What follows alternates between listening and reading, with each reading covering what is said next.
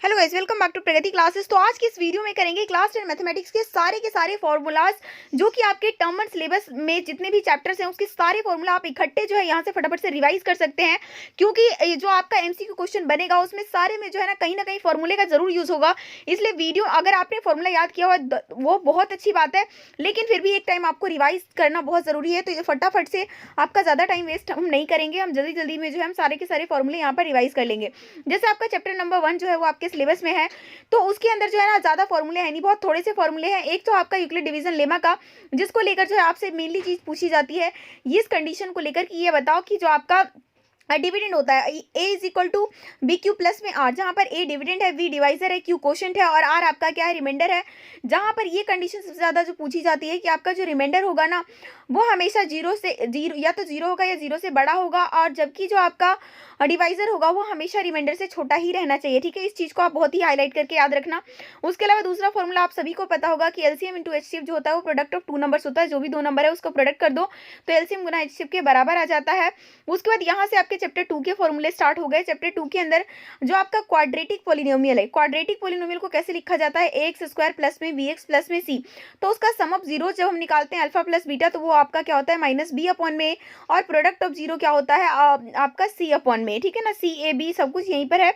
अब उसके बाद चलते हैं क्यूबिक पोलिनोमियल। क्यूबिक पोलिनोमियल को भी आपको देखना पड़ेगा क्योंकि ये एग्जाम्पलर के अंदर है, तो इससे भी एक आध क्वेश्चन आपको देखने को मिल सकते हैं। तो आपका क्यूबिक पोलिनोमियल होगा तो alpha plus beta plus gamma जो होता है माइनस बी अपॉन में ए होता है, alpha beta plus beta gamma plus में गामा अल्फा ये सी अपॉन में ए होता है, और अल्फा बीटा यहाँ पर अल्फा होना चाहिए। ठीक है ना, अल्फा बीटा गामा जो होता है वो आप तीनों का जो प्रोडक्ट होता है वो माइनस डी अपॉन में ए होता है। नेक्स्ट यहाँ से आपका स्टार्ट हो गया चैप्टर नंबर 3 का, क्योंकि गाइस ज्यादा जो है ना सिलेबस में फॉर्मूले है नहीं, पर इन फॉर्मूले के ऊपर क्वेश्चन जो है आपसे डेफिनेटली पूछा जाएगा। होपफुली आपने पूरे 100 क्वेश्चन की सीरीज के सारे क्वेश्चन अटेम्प्ट कर लिए होंगे। सिर्फ पार्ट 1 देख के आपको नहीं छोड़ देना है, पार्ट 2 पार्ट 3 तीनों आपको देखने, तभी आपके 100 क्वेश्चन कंप्लीट होंगे।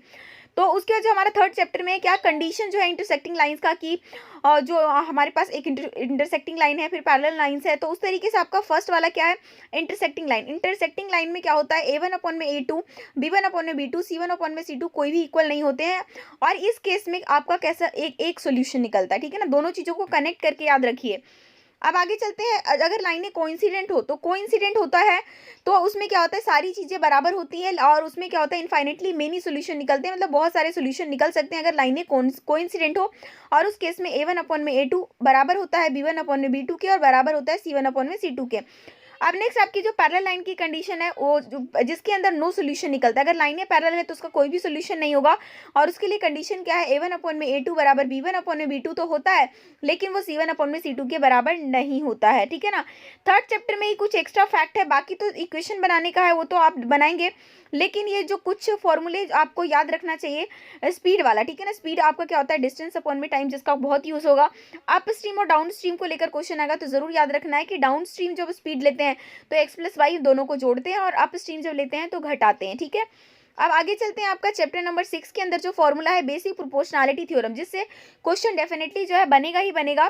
तो अगर मतलब कि इसमें क्या होता है कि अगर आपका एबीसी एक ट्राइंगल है और इन्होंने बोल दिया कि ये आपकी लाइनें पैरेलल है, अगर लाइनें पैरेलल है ना तो ये तीनों कंडीशंस ही बिल्कुल सही होती हैं, मतलब एडी अपॉन में डीबी ए अपॉन में ईसी के बराबर होता है। ठीक है ना, फर्स्ट कंडीशन तो ये है, हम इस तरीके से भी फॉर्मूला लगा सकते हैं। दूसरा हम इस तरीके से भी लगा सकते हैं, इस पूरे ए बी बट्टे में डी बी, तो इधर भी लोगे तो क्या, ए सी बट्टे में ई सी। ठीक है ना, ये भी कंडीशन बिल्कुल सही होता है। अब उसके बाद तीसरा में क्या है, ए डी अपॉन में ए बी, हो सकता है हम ऊपर इतना ले, क्योंकि जिस तरीके से हमें क्वेश्चन में जरूरत पड़ेगी उस तरीके से हम लगाएंगे। तो तीनों के तीनों मतलब एक बार बेसिक प्रोपोर्शनैलिटी थ्योरम में ये बता दिया कि आपका ट्राइंगल एबीसी है, इसके लाइनें पैरेलल है, तो आप ये सारे चीजों का यूज कर सकते हो, एडी अपॉन में ए बी, और साथ में इधर जब करोगे तो ए ई अपॉन में ए सी। ठीक है, तो इस तरीके से हो गया हमारा थेल्स थ्योरम। इसके अलावा जो है आपको ये पता होगा कि जब दो ट्राइंगल सिमिलर होते हैं तो उनके एरियाज का जो रेशियो होता है ना उनके कोरिस्पॉन्डिंग साइड्स के कैसा होता है, स्क्वायर के बराबर होता है। तो मतलब अगर इधर से ए बी लिया तो इधर पी क्यू लोगे तो ए बी अपॉन में पी क्यू का स्क्वायर, बी सी लेंगे तो क्यू आर लेंगे। ठीक है ना, सी ए लेंगे तो पी आर लेंगे, और इधर से एम मतलब एल्टीट्यूड भी फुल सेटिस्फाई होता है, इसलिए यहाँ पे बता दिया है कि अगर एम लेंगे तो पी एन हो जाएगा, और इन सबके स्क्वायर का क्या होता है, एरिया का होता है। इससे भी आपके कुछ क्वेश्चंस बनेंगे। ठीक है, अब आगे चलते हैं। आपका चैप्टर नंबर जो है आपका ये कोऑर्डिनेट ज्योमेट्री वाला, जिसके अंदर डिस्टेंस फार्मूला जो है सबसे नंबर 1 पे आपको करना है, जिसका फार्मूला होपफुली आप सभी को पता है।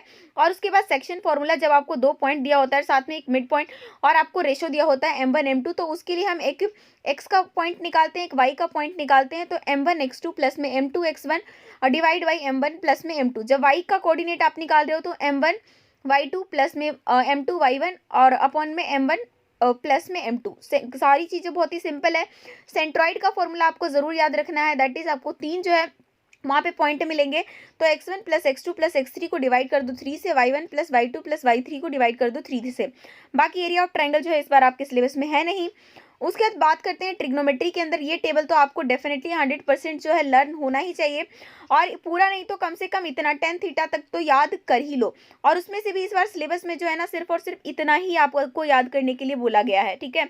30 डिग्री, 45 डिग्री, 60 डिग्री, बट मैं मानती हूँ ये भी कर लो, क्योंकि अगर उन्होंने क्वेश्चन में दे ही दिया तो हम कर क्या लेंगे, ठीक है ना। तो इसलिए आप जो है इतना तो कम से कम याद कर ही लो, क्योंकि आप इतना याद कर लोगे ना तो इनका रिवर्स करके भी आप इनों के आंसर आसानी से निकाल लोगे, ठीक है। साइन थीटा आपका 0, 1/2, 1/√2, √3/2 और 1। फिर इसी को जो हमने इधर ले गए ना उसी को इसको पलट दो, 1 यहाँ, √3/2 यहाँ, ये इसकी जगह, ये इसकी जगह, ये इसकी जगह। फिर साइन थीटा बट्टे में कॉस थीटा tan थीटा होता है, ये तो इससे भी हम सॉल्व कर सकते हैं। तो टेबल बनाने वाली ट्रिक की वीडियो मैंने बनाई हुई है, तो आप चेक करोगे ना तो आपको मिल जाएगा। ट्रिग्नोमेट्री के रेशियो के जो फॉर्मूला है इसको भी आपको डेफिनेटली करना है। बेस से हमारा परपेंडिकुलर हाइपोटेनियस से जो है हम साइन थीटा हमारा p/h होता है, परपेंडिकुलर अपॉन में बेस होता है। कॉस थीटा आपका बेस अपॉन में hypotenuse, tan theta perpendicular upon में बेस, कॉसेक थीटा जो होता है हाइपोटेनियस अपॉन में परपेंडिकुलर, सेक थीटा जो है हाइपोटेनियस अपॉन में बेस, और कॉट थीटा जो होता है बेस अपॉन में परपेंडिकुलर होता है, ठीक है ना। तो इस तरीके से है पंडित बद्री नाथ प्रसाद हर हर बोले, इस तरीके से भी जो है ना आप चीज़ों को याद रख सकते हैं। अब आगे चलते हैं। ये कॉम्प्लीमेंट्री एंगल का फॉर्मूला है, sine 90 minus theta cos theta होता है, उस तरीके से cos 90 minus theta sine theta होता है। एक दूसरे के रिवर्स चलते हैं। Tan 90 minus theta cot theta होता है, तो cot 90 minus theta tan theta होता है। फिर sec 90 minus theta cosec theta होता है, तो cosec 90 minus theta sec theta होता है, ठीक है ना। तो इनके पेयर्स चलते हैं और ये जो है आपको एग्जाम में यूज होता है। अब नेक्स्ट बात करते हैं कुछ ट्रिग्नोमेट्री आइडेंटिटीज। ये तीनों आइडेंटिटीज बहुत ही इंपॉर्टेंट है। साइन स्क्वायर थीटा प्लस में कॉस स्क्वायर थीटा आपके 1 के बराबर होता है, और यहाँ पर 1 प्लस में टेन स्क्वायर थीटा जो है आपका सेक स्क्वायर थीटा के बराबर होता है, और 1 प्लस में कॉट स्क्वायर थीटा आपका जो है कॉसिक स्क्वायर थीटा के बराबर होते हैं। इन्हीं फॉर्मूले से हम और भी फॉर्मूले निकाल लेते हैं, ठीक है ना। जैसे इस फॉर्मूले से मुझे साइन स्क्वायर थीटा को अलग करना हो तो क्या हो जाएगा, 1 माइनस कॉस स्क्वायर थीटा हो जाएगा।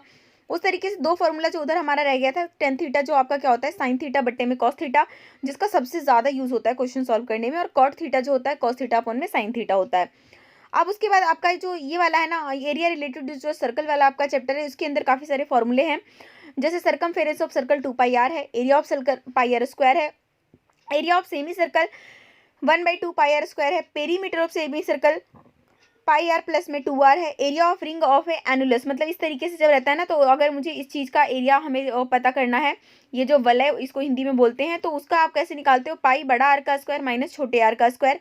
लेंथ ऑफ आर्क, जैसे इस तरीके से इस आर्क की अगर हमें लंबाई निकालनी होती है तो इसका फॉर्मूला होता है थीटा अपॉन में 362πr। एरिया ऑफ सेक्टर निकालता है, इस पूरे सेक्टर का अगर मुझे एरिया निकालना है तो थीटा अपॉन में 360πr²। पेरीमीटर अगर सेक्टर का निकालना है, तो पेरीमीटर निकालना है तो लेंथ ऑफ आर्क का फॉर्मूला लगा दो और साथ में 2 रेडियस जोड़ दो तो पूरा पेरीमीटर निकल जाएगा। एरिया ऑफ सेगमेंट अगर हमसे पूछते हैं तो आपका क्या होता है इस तरीके से, मतलब अगर हमारा बना हुआ है तो ये जो होता है सेगमेंट, तो एरिया ऑफ सेक्टर में से अगर एरिया ऑफ ट्रायंगल हटा दो तो एरिया ऑफ सेगमेंट निकल जाता है। तो इतने ही है।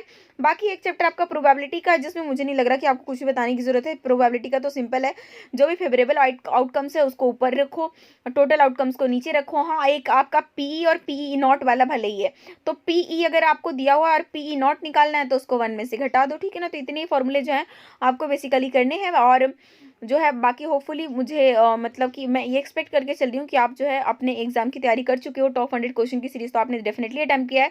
बाकी दूसरे दोस्तों के साथ भी इस वीडियो को जरूर शेयर कर दीजिए, क्योंकि ये फॉर्मूला जो है अल्टीमेटली बहुत काम आने वाले हैं।